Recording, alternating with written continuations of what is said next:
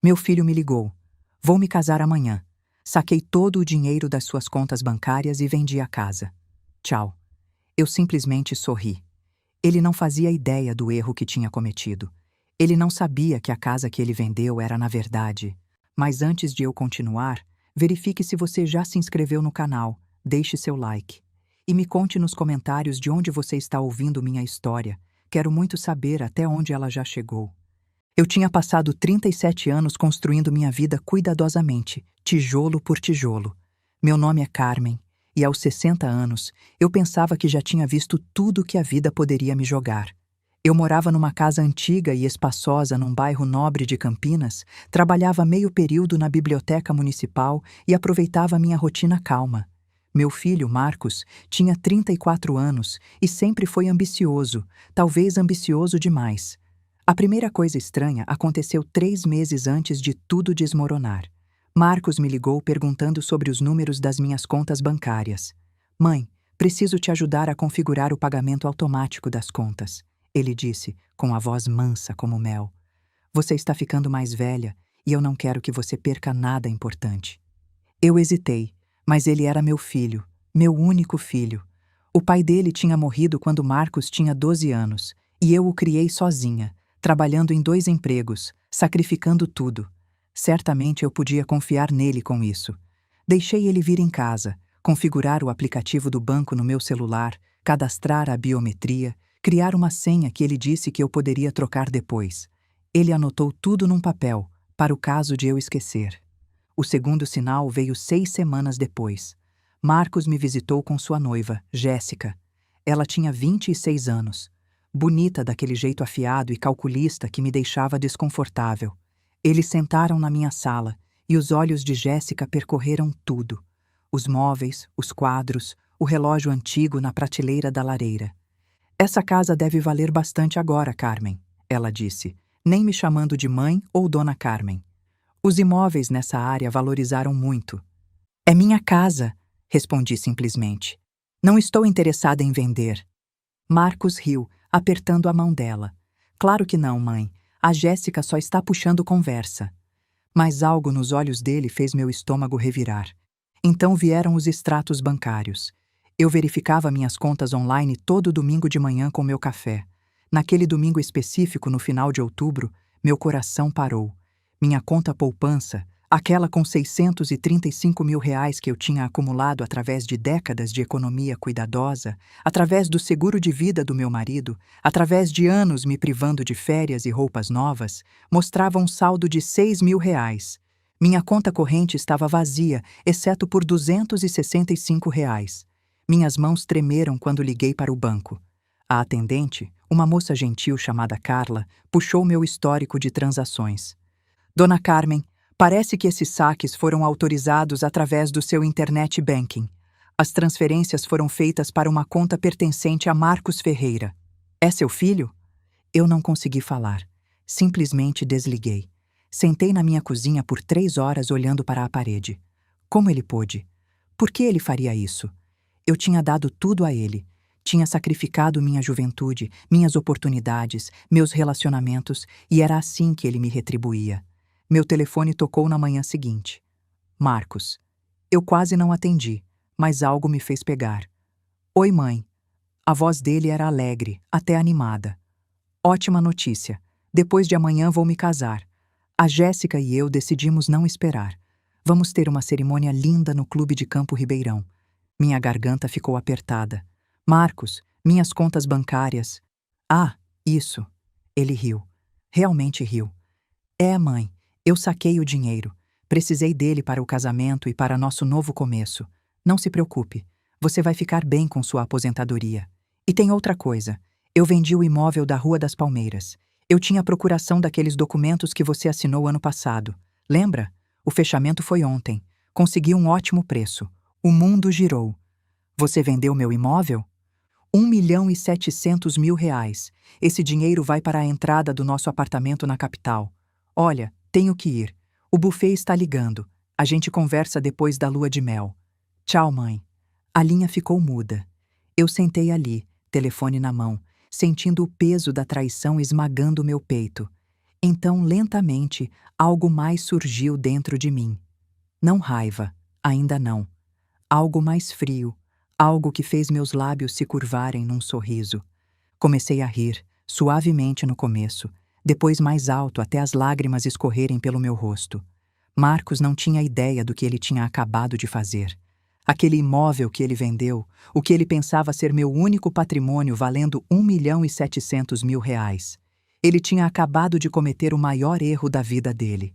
Porque o imóvel que Marcos vendeu não era minha casa. Era o imóvel de aluguel que eu tinha comprado 15 anos atrás, o que eu tinha deliberadamente registrado no meu nome para fins fiscais, o que estava atualmente ocupado por inquilinos com um contrato de aluguel válido por mais 18 meses. Minha casa de verdade, a que eu realmente morava, quitada, valendo quase R$ 3 milhões, estava registrada em uma holding familiar criada pela minha falecida sogra. Marcos nem sabia que existia. Oh, meu filho tolo e ganancioso! O que você fez? A risada cessou, deixando para trás algo mais duro, algo que se assentou nos meus ossos como gelo. Sentei na mesa da minha mesa de cozinha de verdade, e me forcei a pensar claramente. O que eu realmente tinha perdido? O imóvel de aluguel que Marcos vendeu criaria um pesadelo legal para ele. Os compradores descobririam inquilinos com um contrato válido.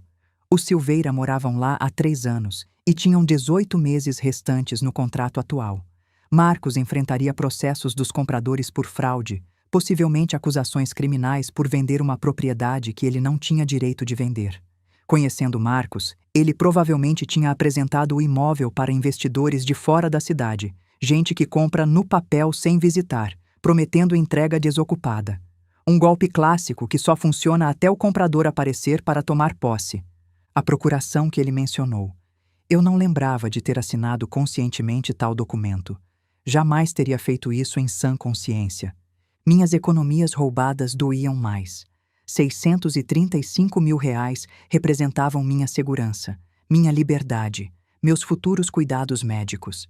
Esse dinheiro era para garantir que eu nunca me tornasse um fardo para ninguém. Que amargamente irônico que meu próprio filho tinha roubado para evitar que eu fosse um fardo para ele. Mas aqui estava a coisa crucial que Marcos não entendia. Eu não estava indefesa. Eu não era alguma mulher idosa confusa que simplesmente aceitaria essa traição. Eu tinha passado décadas trabalhando em escritórios de advocacia antes de me tornar bibliotecária. Eu entendia contratos, direito imobiliário e fraude. Mais importante, eu tinha mantido registros meticulosos de tudo. Abri meu arquivo e puxei a pasta rotulada Imóvel de Aluguel, Rua das Palmeiras. Dentro estavam cópias do contrato de aluguel com o Silveira, comprovante do depósito calção deles e minha própria escritura da propriedade. Eu não tinha dado a Marcos procuração conscientemente. Quaisquer documentos que ele alegasse ter eram ou forjados ou obtidos por engano durante minha doença. Em seguida, verifiquei minha pasta de propriedades imobiliárias. Minha casa real, a que eu estava sentada agora, estava titulada sob a Ferreira Holding Familiar, uma empresa criada pela minha falecida sogra 20 anos atrás para proteger o patrimônio. Eu era a administradora e usufrutuária, mas a propriedade não estava no meu nome pessoal. Marcos tinha crescido nesta casa, mas aparentemente nunca tinha entendido a estrutura legal por trás dela. Depois que o pai dele morreu, eu nunca mais toquei no assunto da herança. Era doloroso demais, e Marcos era jovem demais para se interessar por papelada. Quando eu comprei o imóvel de aluguel anos depois, eu tinha deliberadamente mantido simples, no meu próprio nome, para fins fiscais. Marcos deve ter assumido que aquele modesto aluguel era meu único bem. Fiz café e comecei a listar o que eu precisava fazer. Primeiro, denunciar o roubo à polícia. Segundo, contatar o departamento de fraudes do meu banco. Terceiro, contratar um advogado. Quarto, garantir que os Silveira estivessem protegidos e informados. Quinto, reunir evidências da fraude de Marcos na venda do imóvel. Mas enquanto eu escrevia, minha mão desacelerou. Eu queria mandar meu próprio filho para a prisão. O pensamento me deixou enjoada. Apesar de tudo, ele ainda era o menininho que eu tinha ninado para dormir, o adolescente que eu tinha ajudado com a lição de casa, o jovem de quem eu tinha tanto orgulho quando ele se formou na faculdade. Então lembrei da voz dele no telefone. alegre, casual. Você vai ficar bem com sua aposentadoria. Como se ele não tivesse feito nada de errado. Como se roubar as economias de uma vida da própria mãe e vender sua suposta casa fosse apenas um pequeno inconveniente para eu lidar. Que tipo de homem eu tinha criado? Pensei em Jéssica com seus olhos calculistas e seus comentários pontuais sobre valores de imóveis. Ela o tinha empurrado para isso? Ou Marcos sempre foi capaz de tal crueldade e eu simplesmente me recusei a ver? Meu telefone vibrou. Uma mensagem da minha vizinha Lúcia.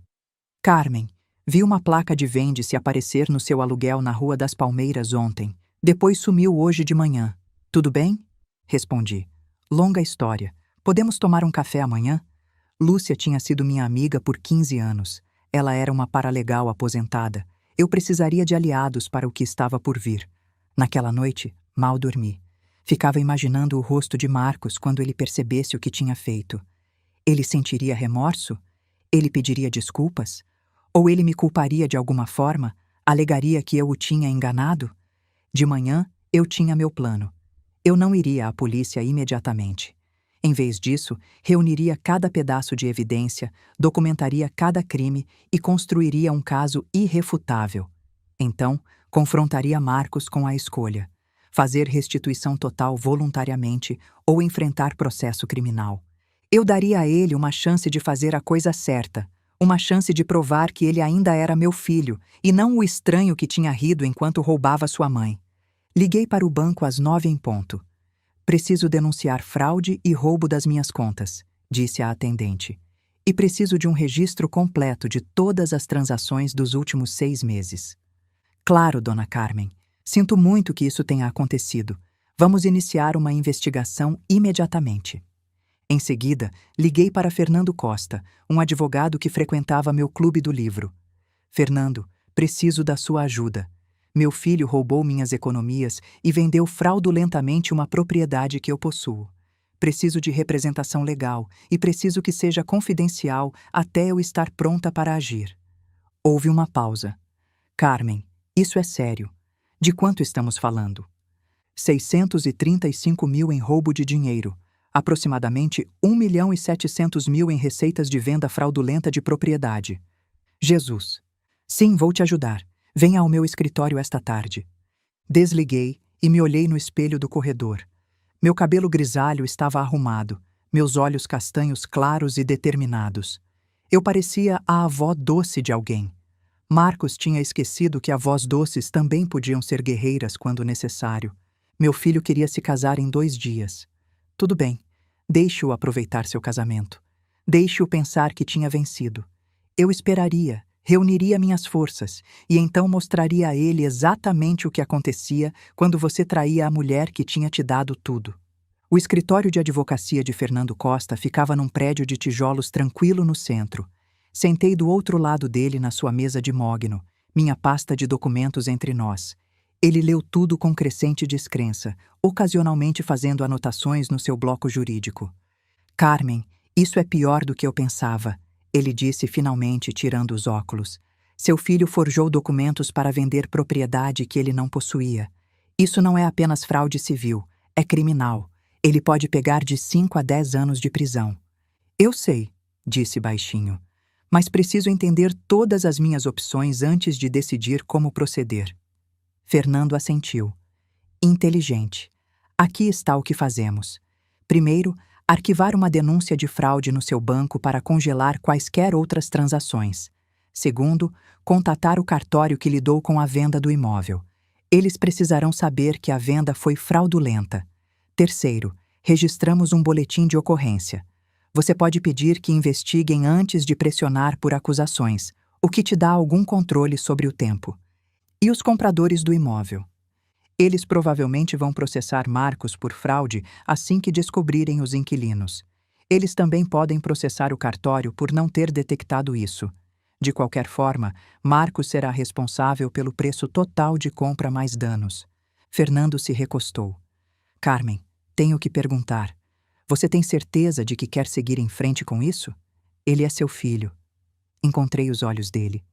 Ele roubou as economias da minha vida e tentou me deixar sem casa. Que tipo de filho faz isso? Passamos 2 horas preparando documentos. Quando saí do escritório de Fernando, eu tinha registrado reclamações de fraude tanto no meu banco quanto no cartório. O boletim de ocorrência ficaria para depois. Eu ainda queria dar a Marcos uma chance de fazer a coisa certa antes de acionar a polícia formalmente. Enquanto caminhava até meu carro, meu telefone tocou. Marcos. Mãe, por que o banco está me ligando sobre investigação de fraude? O que está acontecendo? Respirei fundo, mantendo minha voz firme. Marcos, o banco sinalizou os saques da minha conta como suspeitos. É procedimento padrão quando grandes quantias são transferidas. Mas eu sou seu filho. Diga a eles que está tudo bem. Está tudo bem, Marcos. Você pegou R$ 635 mil sem minha permissão. A voz dele mudou, ficando mais dura. Eu tinha sua permissão. Você me deu acesso às suas contas. Para emergências, não para roubar tudo que eu tenho. Eu não roubei, eu emprestei. A Jéssica e eu vamos te devolver depois que estivermos estabelecidos. Ele soava defensivo agora. Pego. E a venda do imóvel foi completamente legal. Eu tinha procuração. Marcos, eu não lembro de ter assinado nenhum papel de procuração. Silêncio. Então, sim, você assinou. Ano passado, lembra quando você ficou doente com pneumonia? Eu levei eles no hospital. Meu sangue gelou. Eu tinha ficado doente ano passado, hospitalizada por 4 dias com pneumonia grave. Mal lembrava daquela época, a febre, a medicação, a exaustão. Marcos tinha se aproveitado da minha doença para me fazer assinar documentos que eu não entendia? Preciso ver esses papéis, disse. Mãe, para de ser difícil. Está tudo legal. Só liga para o banco e diz para eles cancelarem a investigação. A voz dele virou suplicante. Por favor, o casamento é depois de amanhã. Não quero esse estresse. Você deveria ter pensado nisso antes de roubar sua mãe. Desliguei antes que ele pudesse responder. Naquela noite, Lúcia veio com vinho e solidariedade. Contei tudo a ela, observando seu rosto mudar de choque para raiva. Aquele desgraçado, ela disse. Carmen, você sabe que estou aqui para o que você precisar. Testemunha de caráter, pesquisa, qualquer coisa. Obrigada, disse, sentindo o peso da verdadeira amizade. Na verdade, preciso de algo. Você pode me ajudar a contatar o Silveira? Eles precisam saber o que está acontecendo com o imóvel de aluguel. Ligamos juntas para eles. Sérgio Silveira atendeu, a voz preocupada. Dona Carmen, está tudo bem? Expliquei a situação o mais gentilmente que pude. Houve um longo silêncio. Então seu filho vendeu a casa onde moramos sem contar para a senhora ou para a gente? A voz de Sérgio era incrédula. O que acontece com o nosso contrato? Seu contrato ainda é válido, assegurei. Estou trabalhando com meu advogado para resolver isso. Vocês estão protegidos, mas queria que soubessem caso os compradores tentem entrar em contato com vocês. Jesus, obrigado por nos avisar. Nos avise se precisar de alguma coisa, declarações, testemunho, o que for. Depois que desligamos, Lúcia nos serviu mais vinho. Marcos não tem ideia do que está por vir, tem? Não, disse. Ele acha que sou só uma velha confusa que ele pode manipular. Na manhã seguinte, recebi um e-mail do cartório. Minhas mãos tremeram enquanto lia. Dona Carmen, nossa investigação revelou sérias irregularidades com a venda do imóvel na Rua das Palmeiras, 1247. O documento de procuração apresentado por Marcos Ferreira parece conter sua assinatura, mas o selo do tabelião é de um tabelião cuja licença estava expirada na época. Além disso, o documento está datado durante sua hospitalização, mas nossos registros mostram que o tabelião estava em outro estado naquele dia. Estamos tratando isso como potencial falsificação e fraude. Embora o dinheiro da venda já tenha sido transferido para a conta do Sr. Ferreira, solicitamos bloqueio judicial de todos os bens dele e comunicamos a irregularidade aos compradores, que estão buscando ação legal. Conforme previsto em lei, já encaminhamos uma notícia-crime à delegacia especializada. Encaminhei o e-mail para Fernando Costa com uma única linha. Ele falsificou tudo. Esta era a prova que eu precisava. Marcos não tinha sido apenas imprudente ou moralmente questionável. Ele tinha cometido fraude calculada. Ele tinha trazido documentos falsos para minha cama de hospital, talvez me fazendo assinar papéis em branco no meu delírio. Então os teve fraudulentamente reconhecidos em cartório depois. Meu telefone vibrou. Outra mensagem de Marcos. Mãe, precisamos conversar. Você pode vir ao casamento amanhã, por favor? Quero você lá. Fiquei olhando para a mensagem. Ele me queria no casamento dele. O casamento que ele estava pagando com o meu dinheiro roubado. O casamento que ele estava tendo enquanto eu lidava com o caos dos crimes dele. Digitei de volta.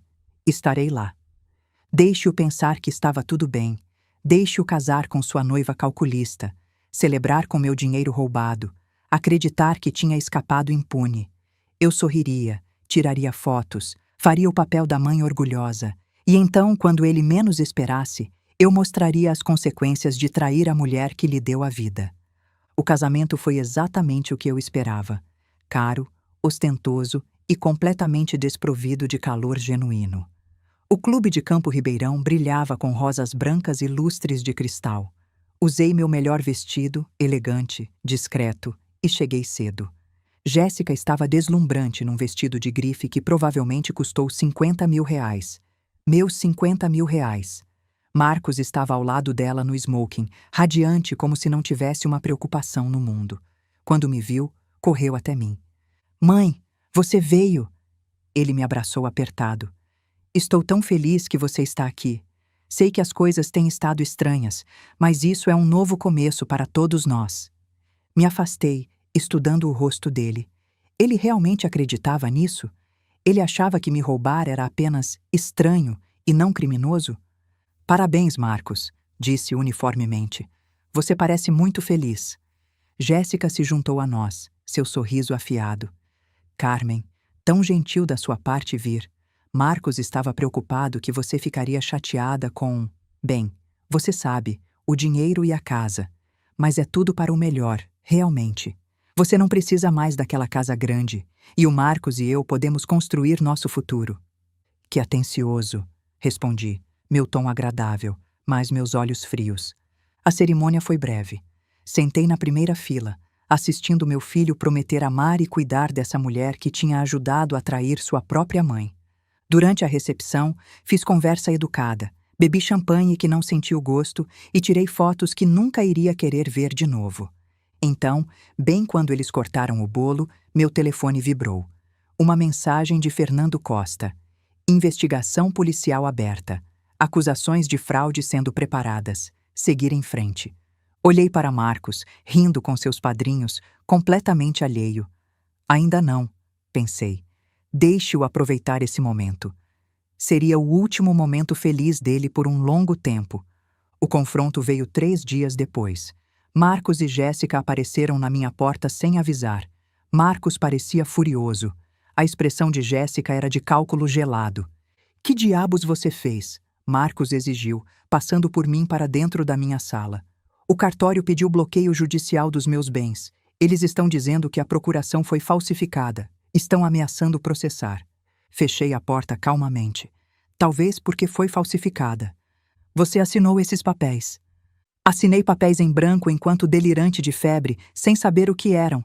Você se aproveitou da sua mãe doente. Mantive minha voz firme. Você também os teve reconhecidos em cartório fraudulentamente. Jéssica deu um passo à frente. Isso é ridículo. Marcos estava te ajudando. Você está velha, Carmen. Você não consegue mais administrar suas finanças ou sua propriedade. Estávamos te fazendo um favor. Roubando as economias da minha vida? Não é roubo se você está senil demais para administrar sozinha. A máscara dela caiu, revelando a oportunista fria por baixo. Marcos é seu filho. Tudo o que você tem deveria ir para ele eventualmente de qualquer jeito. Nós só precisávamos agora. Entendo, disse baixinho. Então esse era seu plano o tempo todo. Encontrar um homem com uma mãe rica, manipulá-lo para roubar dela, depois construir sua vida com o dinheiro dela. O rosto de Marcos corou. Não fale da Jéssica assim. Ela me ama. Ela ama sua herança, corrigi. Ou o que ela pensava ser sua herança. Jéssica riu, áspera e feia. Você acha que é tão esperta? Você vai retirar essas acusações ou vamos tornar sua vida um inferno? Vamos contar a todo mundo que você tem demência. Vamos te declarar incapaz. Vamos te colocar num asilo. Senti gelo se espalhando pelas minhas veias. Isso é uma ameaça? É uma promessa, Marcos disse, a voz baixa e ameaçadora. Mãe, estou tentando ser legal aqui. Só diga ao banco e ao cartório que você cometeu um erro. Diga a eles que você autorizou tudo. Então todos podemos seguir em frente. E se eu não fizer? Marcos chegou mais perto, se impondo sobre mim. Então você vai descobrir o quão difícil sua vida pode se tornar. Nós temos advogados também. Vamos te enrolar na justiça por anos. Vamos drenar qualquer dinheiro que você tenha sobrando em taxas legais. Vamos garantir que todo mundo saiba que você é uma velha confusa que não consegue lembrar o que assinou. Por um momento senti medo genuíno, não das ameaças deles, eu tinha evidências do meu lado, mas do que meu filho tinha se tornado. Esse homem raivoso e ameaçador era um estranho usando o rosto de Marcos. Mas eu não tinha sobrevivido 37 anos sozinha sendo fraca. Saiam da minha casa, disse, minha voz como aço. Os dois, agora. Mãe, saiam. A força da minha voz surpreendeu até a mim. Vocês têm 5 segundos antes de eu chamar a polícia. 1, 2. Eles foram embora. Jéssica cuspindo xingamentos. O rosto de Marcos contorcido de raiva. Quando o carro deles foi embora, sentei pesadamente no meu sofá, minhas mãos tremendo. A máscara tinha caído. Agora eu sabia exatamente com quem estava lidando. Naquela noite, não consegui dormir.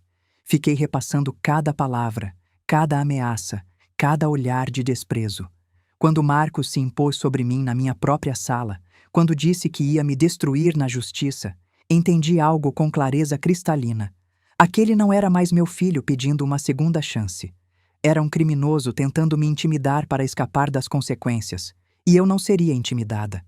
Liguei para Fernando na manhã seguinte.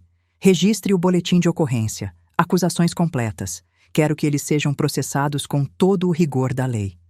Tem certeza? Completamente.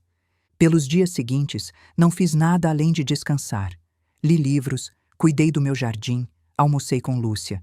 Precisava recuperar minhas forças, tanto físicas quanto emocionais. O confronto tinha me abalado mais do que eu queria admitir. Mas enquanto regava minhas rosas, sentindo o sol quente no meu rosto, senti algo mais crescendo dentro de mim. Determinação fria e absoluta. Marcos e Jéssica tinham feito sua escolha. Agora viveriam com as consequências. Uma semana depois do nosso confronto, Marcos ligou. A voz dele era diferente, mais suave, quase infantil, a voz que ele costumava usar quando era jovem e queria algo. Mãe, podemos conversar, por favor? Considerei desligar. Em vez disso, disse, estou ouvindo. Tenho pensado muito sobre tudo, sobre o que eu fiz. Ele pausou e ouvi emoção genuína na voz dele. Ou era apenas boa atuação? Eu estava errado, mãe. Vejo isso agora. Deixei a Jéssica entrar na minha cabeça.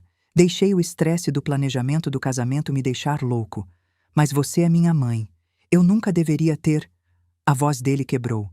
Sinto muito, mãe. Por favor, podemos consertar isso? Parte de mim, a parte que lembrava de niná-lo quando bebê, ensinar a andar de bicicleta, aplaudir nas formaturas, queria acreditar nele, queria perdoá-lo imediatamente, fazer tudo ficar certo de novo. Mas eu tinha aprendido minha lição sobre confiança cega. O que exatamente você está propondo, Marcos? Vou devolver o dinheiro, todo ele. A Jéssica e eu vamos pegar um empréstimo se for preciso. E a coisa da casa vou resolver. Vou garantir que os compradores não processem. Vou cuidar de tudo. Ele estava falando rapidamente agora, urgentemente.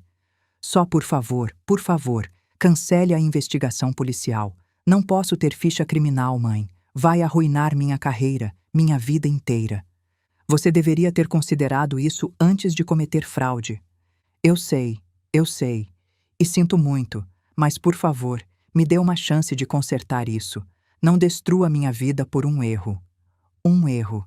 Como se roubar sua mãe fosse equivalente a esquecer o aniversário dela. Quanto tempo vai levar para você devolver o dinheiro? Perguntei. Talvez 6 meses, 1 ano no máximo. Precisamos de tempo para conseguir um empréstimo para... Marcos, você não tem 6 meses. A investigação já está em andamento. A voz dele mudou de novo, ficando desesperada. Então o que você quer? Só me diga o que você quer. O que eu queria era meu filho de volta. O Marcos de verdade. aquele que existia antes de Jéssica, antes da ganância tê-lo envenenado. Mas essa pessoa talvez nunca tivesse existido. Quero restituição total dentro de 30 dias, disse. Cada centavo que você pegou, mais juros. Quero uma confissão por escrito do que você fez. Quero que você enfrente as consequências das suas ações. Isso é impossível. Não conseguimos esse tipo de dinheiro em 30 dias. Então você deveria ter pensado nisso antes de roubá-lo. Deus, você é sem coração. O desespero virou raiva. Sou seu filho, seu único filho. Como você pode fazer isso comigo? Como você pôde fazer o que fez comigo? Respondi baixinho. Adeus, Marcos. Desliguei e desliguei meu telefone. Naquela tarde, Jéssica veio sozinha. Observei da minha janela enquanto ela saía do carro, vestida impecavelmente num tailleur cor de creme. Ela tocou a campainha 3 vezes antes de eu atender. Carmen, precisamos conversar de mulher para mulher.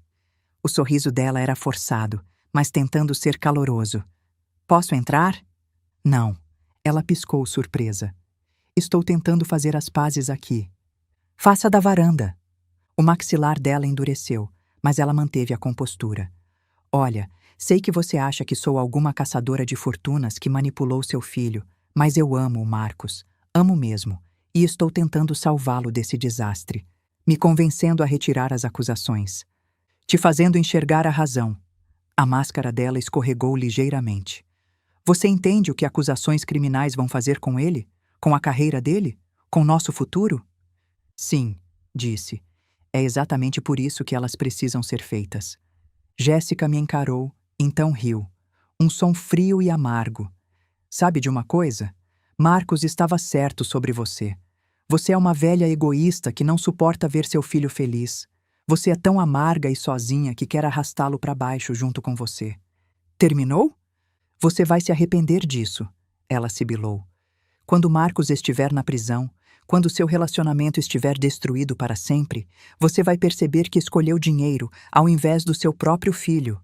Vai morrer sozinha e vai ser sua própria culpa. Adeus, Jéssica. Fechei a porta na cara enraivecida dela. Naquela noite, Lúcia veio com seu marido, Geraldo, e outros 2 casais do nosso clube do livro, os Teixeira e os Morais. Trouxeram comida, vinho e algo mais valioso: solidariedade. Soubemos o que está acontecendo, Lúcia disse, me dando um abraço longo. Queríamos que você soubesse que não está sozinha. Sentamos na minha sala e contei tudo a eles. Não apenas os fatos, mas a dor, a traição, a culpa de processar meu próprio filho. Eles ouviram sem julgamento. Você está fazendo a coisa certa, Geraldo disse firmemente. O que Marcos fez foi criminoso. Se você deixá-lo escapar impune, está dizendo a ele que ele pode trair qualquer um sem consequências. Sandra Teixeira assentiu. Meu irmão roubou da nossa mãe. Ela o perdoou. Não pressionou por acusações. Ele fez de novo 5 anos depois. Algumas pessoas só aprendem através das consequências. O apoio deles me envolveu como um cobertor quente. Eu não estava louca. Não estava sendo sem coração. Era uma mulher se protegendo de alguém que tinha provado que não podia ser confiável, mesmo que esse alguém fosse meu filho. Quando eles saíram naquela noite, Lúcia apertou minha mão. Fique forte, Carmen. Você está fazendo a coisa difícil, mas é a coisa certa. Fui para a cama naquela noite sentindo algo que não tinha sentido em semanas. Paz. Paz fria e dura. Marcos e Jéssica tinham tentado manipulação, ameaças e culpa.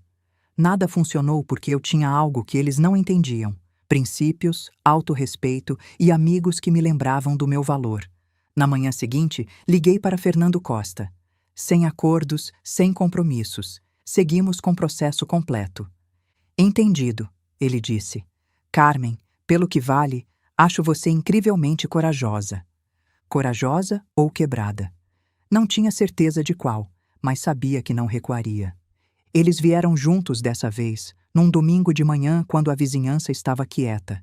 Vi pela minha janela Marcos e Jéssica subindo minha entrada com passos cuidadosos e medidos. Marcos carregava flores. Jéssica tinha uma caixa de padaria. Oferendas de paz. Quase não atendi a porta, mas a curiosidade venceu. Que nova estratégia eles tinham arquitetado? Mãe!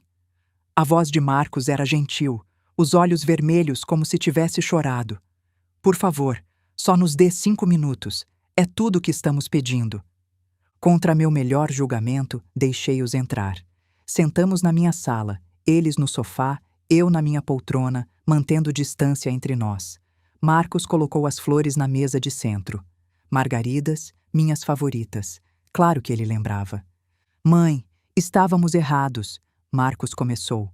Sobretudo, o jeito que falamos com você, as coisas que dissemos, foi imperdoável. Ele se inclinou para a frente, sua expressão sincera. Essas últimas 2 semanas não tenho dormido. Fico pensando no que eu fiz, em como te machuquei. Você é minha mãe, me criou sozinha, me deu tudo, e eu te retribuí com traição. Era exatamente o que eu queria ouvir. Então por que parecia uma performance? Jéssica falou em seguida, a voz contida. Carmen, te devo um pedido de desculpas também. Fui horrível com você.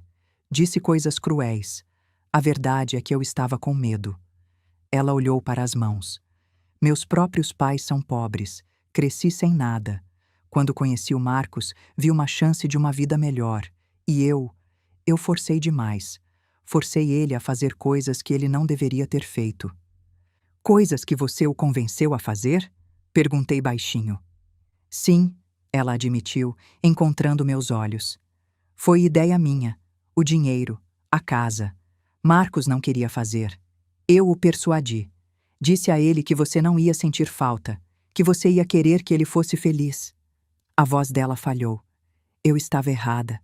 Sinto muito, muito. Marcos alcançou minha mão. Não me afastei. Mãe, queremos consertar isso. Estamos dispostos a fazer o que for preciso. Já pegamos uma segunda hipoteca no apartamento que compramos. Podemos te dar R$ 500.000 dentro de 2 semanas. O resto vai levar tempo, mas vamos pagar cada centavo de volta. Com juros, Jéssica adicionou rapidamente. O que você achar justo? E as acusações criminais? Perguntei. O rosto de Marcos caiu. É isso, mãe. Se eu tiver ficha criminal, vou perder meu emprego. Trabalho em finanças. Vão me demitir imediatamente. E aí como vou te pagar de volta? Como vou sustentar uma família? Ele apertou minha mão. Não estou te pedindo para me perdoar. Não mereço isso. Mas estou te implorando para me dar uma chance de consertar isso sem destruir meu futuro inteiro. Por favor, Carmen, Jéssica disse. Queremos ter filhos. Marcos quer te dar netos, mas ele não pode fazer isso da prisão. Netos. A palavra me atingiu como um golpe físico. Eu tinha sonhado em ser avó, em segurar os bebês de Marcos, em passar nossa história familiar adiante. Eles sabiam exatamente onde atacar. Pense nisso, Marcos pressionou. Você realmente quer que seus netos visitem o pai na prisão?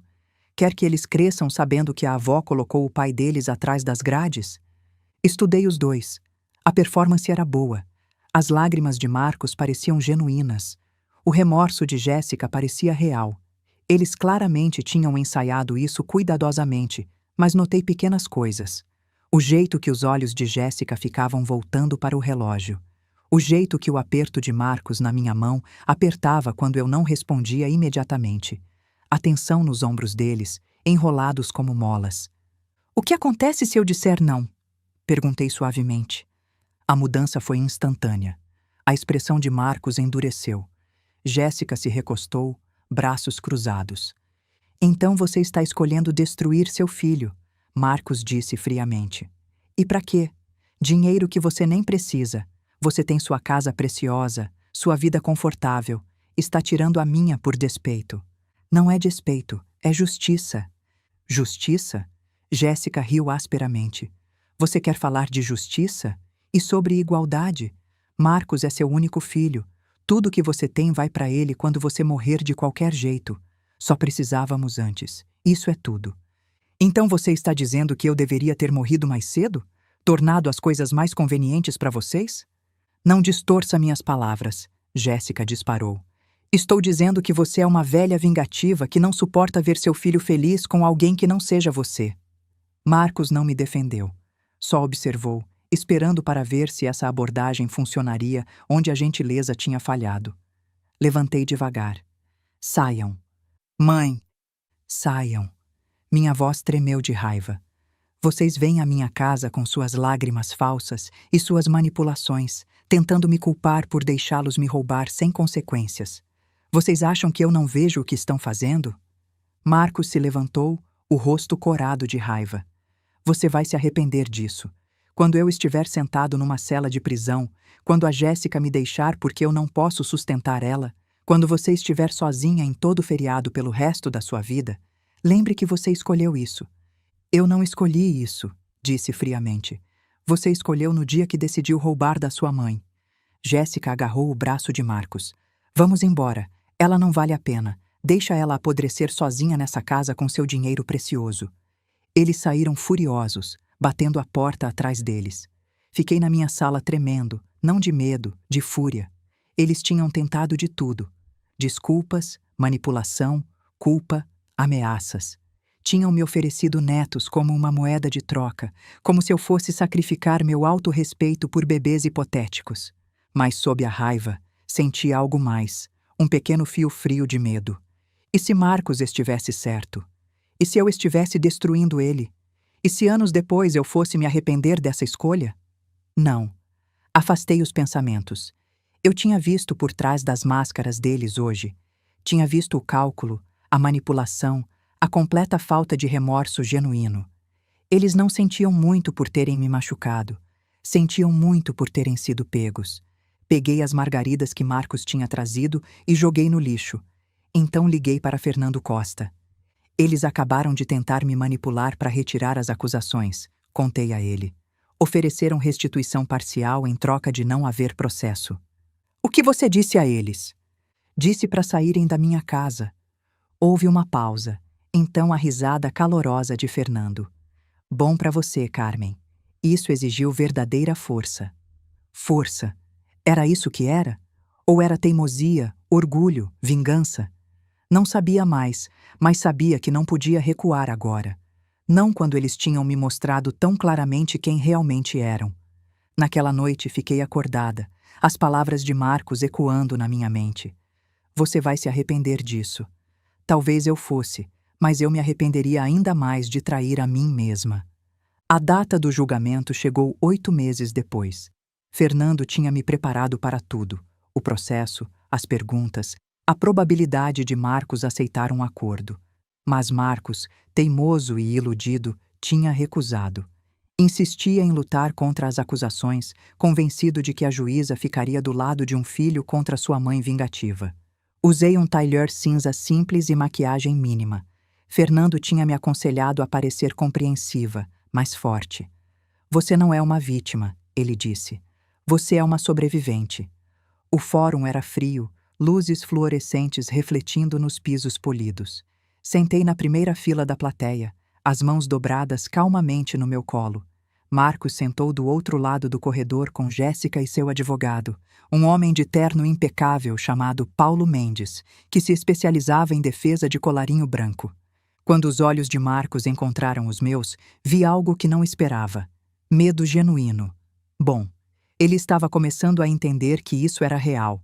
A promotora, uma mulher severa chamada Beatriz Campos, tinha construído um caso arrasador. Registros bancários mostrando as transferências não autorizadas. Testemunho do cartório sobre a procuração forjada. Análise de perito sobre a autenticação fraudulenta. O testemunho do Silveira sobre a venda ilegal da propriedade. A estratégia de defesa de Marcos ficou clara. Me pintar como confusa e vingativa, alegar que ele tinha agido com minha permissão e sugerir que eu agora estava simplesmente tendo arrependimentos sobre ajudar meu filho. Mendes se levantou para suas alegações iniciais. Excelência, este é um caso sobre mal-entendido familiar e arrependimento. Carmen Ferreira deu a seu filho Marcos acesso às suas contas e o autorizou a lidar com seus assuntos imobiliários. Por quê? Porque ela tem 60 anos, mora sozinha e precisava de ajuda administrando suas finanças. Marcos não roubou de sua mãe, ele agiu com a autorização dela. Mas agora, influenciada por terceiros e sofrendo do que demonstraremos ser confusão relacionada à idade, a senhora Ferreira reescreveu a história para se retratar como vítima. Senti raiva ferver no meu peito, mas mantive minha expressão neutra. O julgamento prosseguiu metodicamente. Beatriz chamou testemunha após testemunha, construindo seu caso tijolo por tijolo. A representante do banco testemunhou que eu tinha ligado imediatamente ao descobrir os fundos faltantes, perturbada e confusa. A representante do cartório explicou os documentos fraudulentos. O perito em caligrafia mostrou como minha assinatura nos papéis de procuração não combinava com minha assinatura normal. Era trêmula, incerta, consistente com alguém assinando sob coação ou enquanto seriamente doente. Então veio meu testemunho. Subi ao banco das testemunhas, coloquei minha mão na Bíblia e jurei dizer a verdade. Beatriz me guiou através da minha história gentil, mas firmemente. Expliquei meu relacionamento com Marcos, meu orgulho de criá-lo sozinha, minha devastação ao descobrir sua traição. Senhora Ferreira, Beatriz perguntou, você deu a Marcos permissão para sacar R$635 mil da sua conta poupança? Não, disse claramente. Nunca. Você deu a ele permissão para vender seu imóvel de aluguel? Não. Aquela propriedade gera renda que complementa minha aposentadoria. Eu nunca autorizaria sua venda. Você assinou papéis de procuração dando a Marcos controle sobre suas finanças? Não conscientemente. Eu estava hospitalizada com pneumonia grave. Minha febre chegou a 40 graus. Marcos trouxe papéis para minha cama de hospital. Me disse que eram formulários de seguro. Eu mal estava consciente. Não lembro de assinar nada. Mendes me interrogou agressivamente, tentando me pintar como vingativa e confusa, mas eu tinha me preparado para isso. Permaneci calma. Respondi cada pergunta diretamente e nunca perdi minha compostura. Não é verdade, senhora Ferreira, que você ressente o casamento de Marcos com Jéssica? Não. Eu ressinto Marcos roubar as economias da minha vida. Vocês tiveram discussões sobre o relacionamento dele, não tiveram? Tivemos conversas, mas isso não é sobre a escolha de esposa dele. É sobre roubo e fraude. Você é uma mulher solitária, não é? Morando sozinha, sem família próxima além de Marcos. Estou contente com minha vida, Dr. Mendes. Ser independente não me torna vingativa. Mendes tentou vários outros ângulos, mas nada pegou. Eu tinha a verdade do meu lado. Então Marcos subiu ao banco das testemunhas. Mendes o conduziu através da sua versão dos eventos. Como ele estava preocupado comigo, como eu tinha pedido que ele ajudasse com as finanças, como eu estava tão feliz em ajudar com o casamento dele. A performance de Marcos era polida, simpática. Então Beatriz se levantou para o interrogatório e tudo desmoronou. Senhor Ferreira, você testemunhou que sua mãe pediu que você ajudasse a administrar as finanças dela. Quando exatamente ela fez esse pedido? Marcos hesitou. Foi contínuo, ao longo de vários meses. Você pode fornecer alguma documentação desse arranjo? E-mails, mensagens, cartas? Foi verbal. Entendo. E os papéis de procuração? Você disse que ela os assinou voluntariamente no hospital. Sim. Mas o tabelião cujo selo aparece nesses documentos estava na Bahia naquele dia. O hospital é em Campinas. Como aquele tabelião testemunhou a assinatura da sua mãe? O rosto de Marcos empalideceu. Eu... não sei. Talvez haja um erro nos registros. Um erro? Ou você falsificou o reconhecimento de firma depois de obter a assinatura da sua mãe sob falsos pretextos? Eu não falsifiquei nada. Senhor Ferreira, vamos falar sobre a venda do imóvel. Você informou aos compradores que a casa tinha inquilinos com um contrato ativo? Eu achei que eles tinham sido notificados. Por quem? O corretor de imóveis deveria ter... Deveria ter? Você estava se apresentando como proprietário do imóvel com autoridade total para vender. Você não tinha responsabilidade de divulgar todos os fatos materiais? Marcos estava gaguejando agora, se contradizendo, sua história polida desmoronando sob questionamento direto. Na plateia, vi o rosto de Jéssica ficar branco. Beatriz pressionou mais forte. A verdade é, Sr. Ferreira, que você sabia exatamente o que estava fazendo. Você falsificou documentos, vendeu propriedade que não era sua, roubou as economias da sua mãe e fez tudo isso por uma razão: financiar seu casamento e sua nova vida. Não é verdade? Não, eu estava ajudando minha mãe. Ela queria. Ela queria ser roubada? Ela queria ficar sem casa? Protesto. Mendes estava de pé, argumentativo. Deferido, disse a juíza.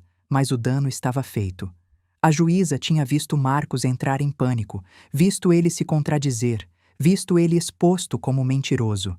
Quando os argumentos finais terminaram, senti uma calma estranha. Tinha acabado.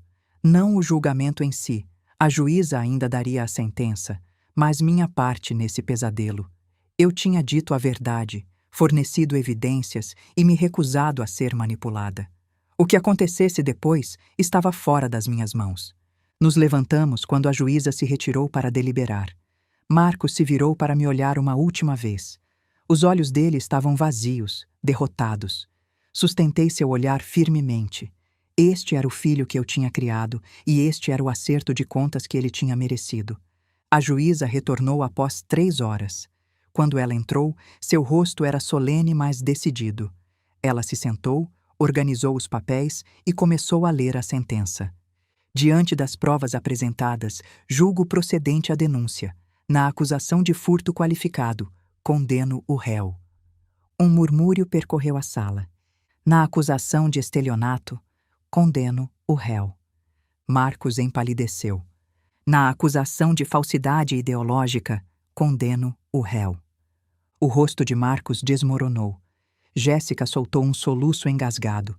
Sentei perfeitamente imóvel, sentindo o peso daquela palavra ecoar pela sala do tribunal. Condenado, condenado, condenado. A juíza continuou a leitura da sentença, detalhando a pena. Marcos foi autorizado a recorrer em liberdade, mas a realidade tinha se instalado. Ele iria para a prisão. Sua vida, como ele a conhecia, tinha acabado. Do lado de fora do fórum, repórteres esperavam. Fernando tinha me avisado que estariam lá. O caso tinha atraído a atenção da mídia local. Mãe idosa processa filho por roubo. Rendia manchetes atraentes. Senhora Ferreira, como você se sente sobre a sentença? Um repórter gritou. Parei, considerei, então falei claramente. Sinto que a justiça foi feita. O que meu filho fez foi criminoso. Ele traiu a pessoa que mais o amava e deve enfrentar as consequências dessa escolha. Você tem alguma mensagem para outras famílias lidando com abuso financeiro de idosos? Sim, você não é obrigado a proteger pessoas que te machucam, mesmo que sejam família, especialmente se forem família. Amor sem limites não é amor, é facilitação.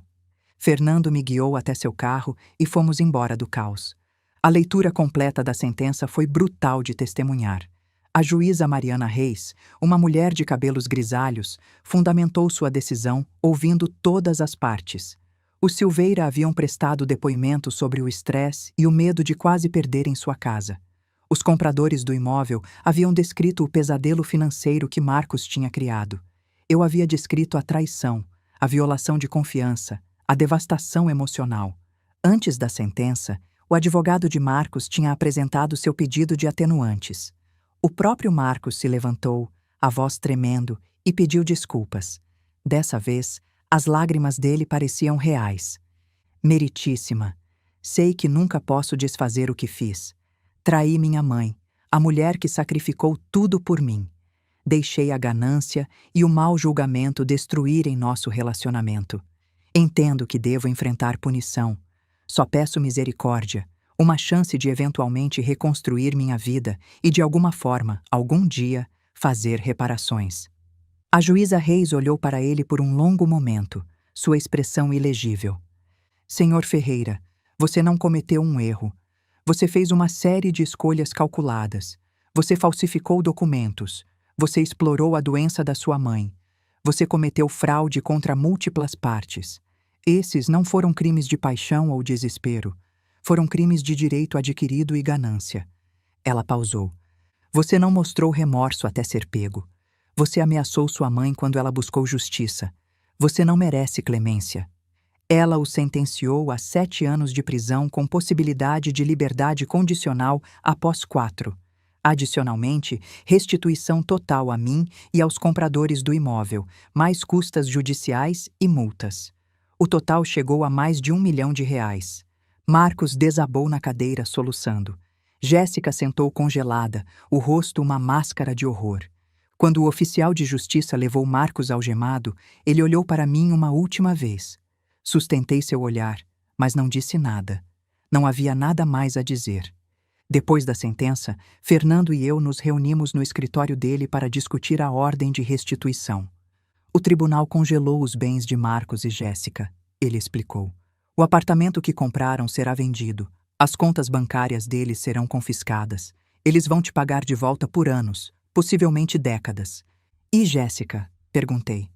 Ela não foi acusada criminalmente, já que Marcos teve o papel principal, mas ela é responsável pela restituição como cônjuge dele. Os salários dela podem ser penhorados, os bens dela confiscados. Ela vai pagar pelos crimes dele junto com ele.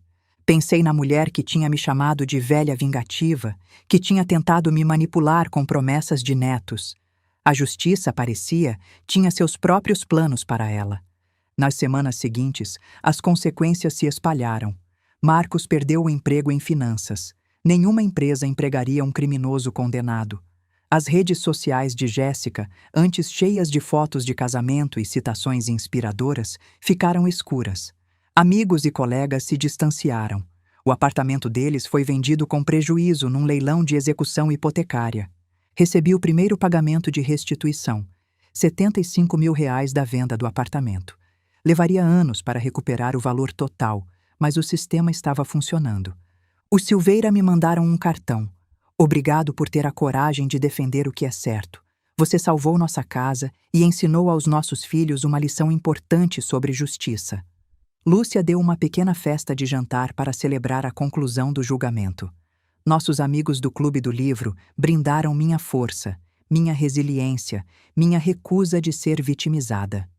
Você fez algo notável, Carmen, Geraldo disse. A maioria das pessoas teria recuado, mas você se manteve firme. Não tive escolha, respondi. Ele não me deu escolha.